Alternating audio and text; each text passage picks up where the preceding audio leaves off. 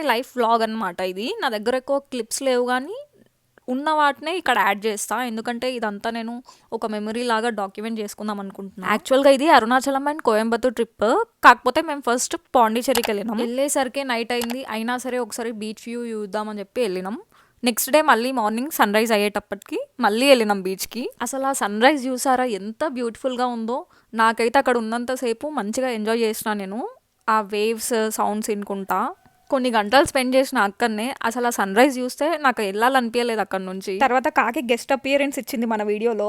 ఇంకెండ చంపేదాకా అక్కడనే ఉన్నాం, pictures videos తీసుకుంటా. తర్వాత వేవ్స్ వచ్చి నాకు హాయ్ చెప్తే నేను మొత్తం తడిసిపోయినా. ముందు జాగ్రత్తగా పిక్చర్స్ తీసుకుందామని చెప్పి నేను ఒక డ్రెస్ ఎక్స్ట్రా తీసుకొని పోయినా, అది ఇట్లా హెల్ప్ అయింది అనమాట. తర్వాత నేను డ్రెస్ చేంజ్ చేసుకుని అక్కడ ఉన్న లోకల్ స్ట్రీట్స్ అన్ని ఎక్స్ప్లోర్ చేసినాం. ఆ ఇయర్ రింగ్స్ నేను 3rd year ఉన్నప్పుడు కొనుక్కున్నా. ఇన్నేళ్ళకి ఇప్పుడు ముహూర్తం దొరికింది అవి పెట్టుకోవడానికి. తర్వాత మేము మ్యాంగ్రూవ్ ఫారెస్ట్ చూడడానికి వెళ్తుంటే మధ్యలో ఈ పీకాక్ కనిపించింది. దాన్ని తనివి తీరా చూద్దాం అనుకునే లోపే ఎగిరిపోయింది. ఇక్కడ నేను మళ్ళీ డ్రెస్ చేంజ్ చేసా. ఏం లేదు, దాని మీద నుంచే ఇంకో షర్ట్ వేసుకున్నా అంతే. అక్కడ బ్రిడ్జ్ లాంటిది ఒకటి ఉంటది, అది క్రాస్ చేసి వెళ్ళాలి లోపలికి. మొత్తం క్లమ్జీగా ఉండే అండ్ మొత్తం బురదనే. ఆ వాటర్ చూస్తే అర్థమైపోతుంది కదా. అయినా మనం వెళ్ళేది బోట్లనే కదా అని చెప్పి లైట్ తీసుకున్నా. తర్వాత అక్కడ ఉన్న ఫేమస్ స్పాట్స్ అన్ని చూపించినారు. రకరకాల బోట్లు ఉన్నాయి అక్కడ. వాటి గురించి అంకుల్ మొత్తం ఎక్స్ప్లెయిన్ చేసిండు కానీ నేను ఏం వినలే, జస్ట్ వ్యూ ఎంజాయ్ చేసుకుంటా కూర్చున్నా అంతే. అయినా ఆయన చెప్పింది నాకు ఏం అర్థం కాలేదు కూడా. అట్లనే అక్కడ ఉన్న ప్లేసెస్ అన్ని ఎక్స్ప్లోర్ చేసి మళ్ళీ ఫ్రెంచ్ కాలనీకే వచ్చినాం. ఎందుకంటే నేను ఒక ప్లేస్ మిస్ అయిపోయినా, అది చూడడం కోసం మళ్ళీ వచ్చిన అక్కడికే. అదే టెడ్డీబేర్ మ్యూజియం. బొమ్మలు పిచ్చున్న నేను టెడ్డీబేర్ మ్యూజియం ఎట్లా మిస్ అవుతా చెప్పండి. ఇక్కడికి నేను ఒక్కదాన్నే వెళ్ళినా, నాతో వచ్చిన వాళ్ళందరూ నన్ను వదిలేసినారు. మా తమ్ముడు కూడా రానన్నాడు లోపలికి. ఇంకా నేను ఒక్కదాన్నే గంటలు టైం స్పెండ్ చేసిన అక్కడ. మెయిన్ గా చిన్నపిల్లలతో వస్తే మాత్రం వాళ్ళకి పిచ్చెక్కిపోతుంది. అన్ని టెడ్డీబేర్స్ ఉన్నాయి. యాక్చువల్లీ ఈ స్క్వేర్ బాక్సెస్ కనిపిస్తున్నాయి కదా, అందులో ఆల్ ఓవర్ ఇండియా నుంచి వాళ్ళ ట్రెడిషనల్ అటైర్స్ తోని మంచిగా రెడీ చేసి ఇట్లా డిస్ప్లే చేసినారు. మొత్తం చిన్న చిన్న ఊర్ల ట్రెడిషన్ కూడా వదలలేదు, అన్ని డిస్ప్లే చేసినారు ఇక్కడ. లైక్ గుజరాత్, గోవా, మహారాష్ట్ర, కర్ణాటక, నేపాల్ అన్నీ ఉన్నాయి. దీన్ని teddy bear museum and selfie spot అని కూడా అంటారు. ఒకవేళ మీరు పాండిచేరికి వెళ్ళి చిన్న పిల్లలు మీతో ఉంటే తప్పకుండా ఈ ప్లేస్ విజిట్ చేయండి. ఇక్కడ బీచ్ లో దొరికే రాళ్లతోని ఇట్లా కోడిల్ని, పిల్లిల్ని తయారు చేసి ఇక్కడ డిస్ప్లే చేసినారు. అవన్నీ మినియేచర్స్ అన్నమాట. ఇట్లా స్టేర్స్ దగ్గర డిస్ప్లే చేసినారు అన్నమాట. ఇంకా పైనకి వస్తే అన్ని రకాల ఫిషెస్ ఉన్నాయి. కిడ్స్ కి అయితే బెస్ట్ స్పాట్ ఇది. ఫుల్ ఎంజాయ్ చేస్తారు కిడ్స్ వస్తే మాత్రం. అరుణాచలంకి మాకు లేట్ అయిపోతుందని చెప్పి నేను అన్ని సెక్షన్స్ తిరగలేదు, డైరెక్ట్ గా ఎగ్జిట్ సెక్షన్ కి వెళ్ళినా. అట్లానే స్ట్రైట్ గా వెళ్తుంటే వేలో ఫేమస్ పర్సనాలిటీస్ అందరినీ ఇట్లా ఐడల్ లాగా ప్రిపేర్ చేసి పెట్టినారు. ఈ టెడ్డీబేర్ మొత్తం హెయిర్ తోని చేసిందంట, హ్యాండ్ ఆర్ట్ వర్క్ ఇదంతా. అమ్మో, అట్లాంటివి చేయడానికి అసలు ఫుల్ ఓపిక కావాలి. ముందు చూపించిన టెడ్డీబేర్స్ కాకుండా ఇట్లా ఎగ్జిట్ అయ్యే టైంలో స్పెషల్గా మన సౌత్ ట్రెడిషన్స్ అన్ని సపరేట్గా ఇట్లా డిస్ప్లే చేసినారు. ఇక్కడ సాయిబాబాని ముట్టుకుంటే రెస్పాండ్ అవుతాడంటే నేను కూడా ముట్టుకొని ట్రై చేస్తున్నా. చూసినారా, కళ్ళు కదిపినాడు ఇప్పుడు. ఇక్కడ ఎన్నో ఐడల్స్ ఉన్నాయి కానీ ఈ స్పెషల్ ఎఫెక్ట్ మాత్రం ఓన్లీ సాయిబాబాకే వస్తుంది. రియల్ గా టచ్ చేసిన ఫీలింగ్ అండ్ నిజంగానే అక్కడ నిల్చున్నట్టు అనిపించింది. తర్వాత ఇదంతా మన టెడ్డీబేర్ స్పాట్ ఓవర్ వ్యూ. ఇంకా తొందరగా వెళ్ళి లంచ్ చేసేసి లగేజ్ ప్యాక్ చేసేసుకొని స్టార్ట్ అయిపోయినాం మా మెయిన్ డెస్టినేషన్ కి, అదే అరుణాచలం కి. వెళ్ళేసరికి నైట్ అయిపోయింది. ఇంకా ఫ్రెష్ అయిపోయి గిరి ప్రదక్షిణ స్టార్ట్ చేసినాం. అక్కడ ఆ ప్లేస్ మొత్తం ఎంత పీస్ఫుల్ గా ఉందంటే నేను ఎక్స్ప్లెయిన్ చేయలేను. అది మీరు కూడా ఎక్స్పీరియన్స్ చేస్తేనే అర్థమవుతుంది. నేను గుడి ముందే నిల్చున్నా కానీ ఇంకా నమ్మబుద్ధి అవుతలేదు నాకు అసలు నేను అరుణాచలంలో ఉన్నా అని చెప్పి.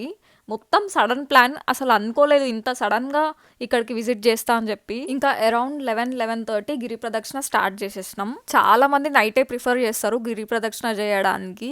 ఎందుకంటే డే టైంలో ఎండ కొడుతుంది, కొంచెం ట్రాఫిక్ ఉంటుంది కాబట్టి హెక్టిక్ ఉంటుంది. మేము పాండిచేరి టు అరుణాచలం వచ్చే గ్యాప్ లో చాలా వర్షం పడ్డది. కానీ మేము గిరి ప్రదక్షిణ స్టార్ట్ చేసే టైంకి వర్షం ఆగిపోయింది. అసలు ఎంత మంచిగా అనిపించింది అంటే నాకు, సడన్ స్విచ్ వెదర్ లో జస్ట్ ఒక్క దగ్గర బ్రేక్ తీసుకున్నా అంతే. ఇంకా అట్లనే అన్ని లింగాల్ని దర్శనం చేసుకొని గిరి ప్రదక్షిణ కంప్లీట్ అయిపోయేసరికి తెల్లారిపోయింది. చాలా మంది అక్కడ గిరి ప్రదక్షిణ అయిపోయిన వెంటనే డైరెక్ట్ గా దర్శనం చేసుకుంటున్నారు. చూసినారా, మార్నింగ్ 5 o'clock ఎంత పెద్ద లైన్ ఉందో. ఇంకా మేము కొంచెం కూడా రెస్ట్ తీసుకోకుండా రూమ్ కి వెళ్ళి ఫ్రెష్ అయిపోయి మళ్ళీ దర్శనం కోసం వచ్చినాం గుడికి. నాకు కాళ్ళు అయితే ఫుల్ నొప్పి లేసినాయి. అప్పటికే అసలు నిల్చోడానికి ఓపికనే లేదు నాకు. అయినా కూడా 4 గంటలు లైన్ లో నిల్చున్న తర్వాత మెయిన్ గర్భగుడి దగ్గరకు వచ్చినాం. ఫోన్స్ అయితే అలౌ చేసినారు. దర్శనం అయితే చాలా బాగా జరిగింది. ఇది మొత్తం టెంపుల్ వ్యూ అన్నమాట. మా దర్శనం అయిపోయిన వెంటనే మళ్ళీ ఒక రేంజ్ లో పడ్డది వర్షం అయితే. ఆ వర్షంలోనే మేము మదురైకి రీచ్ అయిపోయినాం. అక్కడ మెయిన్ గుడి గోపురం రెనోవేట్ చేస్తున్నారు అండ్ ఫుల్ వర్షం పడడంతో మేము ప్రశాంతంగా దర్శనం చేసుకొని వచ్చేసినాం. అక్కడ నుంచి ఒక్క దగ్గర కూడా ఫోన్ యూజ్ చేయలేదు, ఒక్క పిక్చర్ కూడా దిగలేదు. జస్ట్ మంచిగా దర్శనం చేసుకొని అక్కడ నుంచి కోయంబత్తూర్కి స్టార్ట్ అయిపోయినాం. నైట్ అంతా జర్నీలో కూడా వర్షం ఆగలేదు. ఇంకా మార్నింగ్ ఈషా ఫౌండేషన్ కి రీచ్ అయిపోయినాం. వెదర్ చూసినారా ఎంత క్లౌడీగా ఉందో, 2 రోజుల నుంచి వర్షం ఆగనే లేదు అసలు. అప్పుడే కొంచెం బ్రేక్ ఇచ్చింది. మేము ఆదియోగి స్టాచ్యూ దాకా నడుచుకుంటూ వెళ్ళేసరికి మళ్ళీ స్టార్ట్ అయింది వర్షం. ఆ మబ్బులు, ఆ ప్లేస్, ఆ వెదర్ చూడడానికి ఎంత బాగుండేనో అసలు. ఇక్కడ డైలీ నైట్ లేజర్ షో ఉంటది, మీకు తెలిసే ఉంటది. కానీ 1 వీక్ నుంచి కంటిన్యూస్ గా వర్షాలు పడడంతో లేజర్ షో ఆ రోజుకి క్యాన్సిల్ చేసినారనమాట.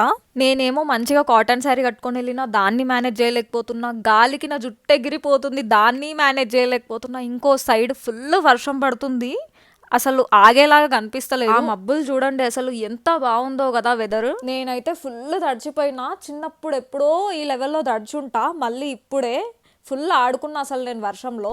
ఇంకా అట్లనే వర్షంలో ఫుల్ పిక్చర్స్ తీసుకొని నా తడిచిపోయిన చీర చేంజ్ చేసుకొని అక్కడనే ఉన్న లింగభైరవి టెంపుల్, ధ్యానలింగం టెంపుల్ కి వెళ్ళినాం. లంచ్ కూడా అక్కడనే ఈషా ఫౌండేషన్ లో చేసి ఫుల్ టైం స్పెండ్ చేసినాం ఈవినింగ్ వరకు. అసలు ఈ ప్లేస్ అంతా నేచర్ సౌండ్స్ తోని నిండిపోయింది, చాలా ప్లీజింగ్ ఉండే. వర్షం మాత్రం ఇంకా ఆగలేదు. యాక్చువల్ గా మేము నెక్స్ట్ డే ఊటీ ప్లాన్ వేసుకున్నాం, కానీ ఈ వర్షంకి భయపడి నెక్స్ట్ టైం ఇంకెప్పుడైనా వద్దాంలే అని చెప్పి ప్లాన్ క్యాన్సిల్ చేసుకొని అదే రోజు నైట్ హైదరాబాద్ కి రిటర్న్ అయిపోయినాం. అంతే, నా వీక్ మొత్తం మంచిగా టెంపుల్ వైబ్స్ తోని నిండిపోయింది. మీకు కూడా నచ్చితే కొంచెం ప్లీజ్ లైక్ చేయండి. బాయ్.